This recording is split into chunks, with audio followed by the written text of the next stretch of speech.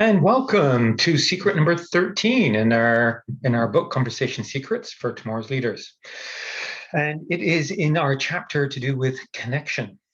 And given that 75% of all the work that we do is through conversations, it's incumbent on leaders to make sure that they choose their conversations, their words carefully.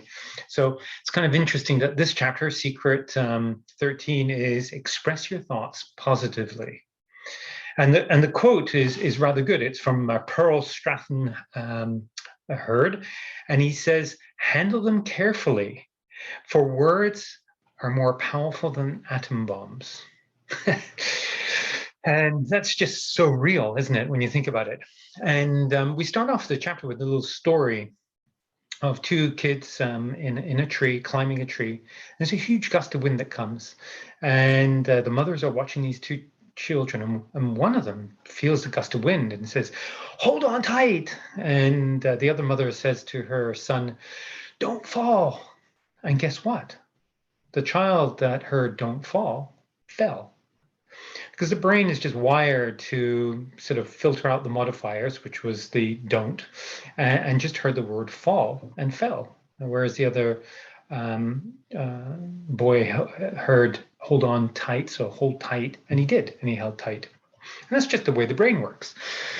And so, language with in tonality and body language can really influence or increase a leadership's influence, increase his persuasive or her persuasive power as well. And that's what creates that sense of connection and ultimately creates a sense of trust as well. We mentioned in this secret that positive statements are understood 20 to 40% faster than negative ones. So it kind of attracts people to them. And there was an experiment done by Tversky and Kahneman is a Nobel Prize winner in economics. And they did an experiment where they were testing to find out, the influence of framing in terms of negative and positive ways. And what they found was that when treatment A of this particular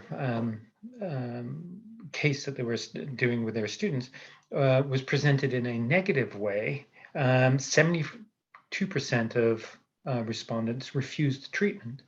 And when it was presented in a positive way, in terms of survivability, treatment A was accepted or only rejected 22% of the time.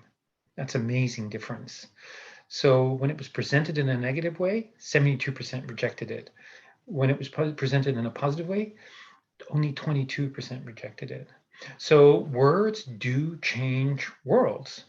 And one of the nice things about being around positive leaders, and I'll read from the book here because it's brilliant. It says, overall, there's a magical feeling we experience when we're in the company of positive leaders. They somehow make us feel better about ourselves. They nurture a happy mindset, and they help us see new possibilities in business and in life. And that's just a beautiful climate to create in an organization. It is a competitive advantage to have that sort of climate in an organization. And the leader himself or herself ends up having a positive mindset and making things possible that perhaps others could not do. And in fact, the only question that a leader really needs to ever ask themselves is, what climate am I creating? And when they answer that question, they then can adapt their languaging, their body language, their posture, to be able to create a higher climate or a better climate of, in this case, connection. Hopefully you enjoyed this chapter, and we look forward to seeing you on the next one.